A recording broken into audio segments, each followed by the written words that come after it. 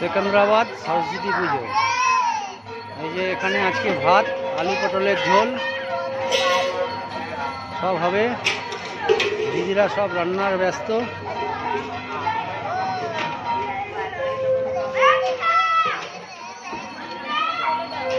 সরস্বতী পুজো এই রান্না হচ্ছে।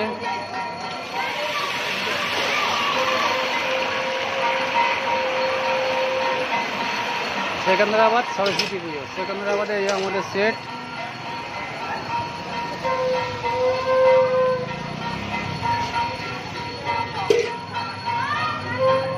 গঙ্গা আরতি চলছে।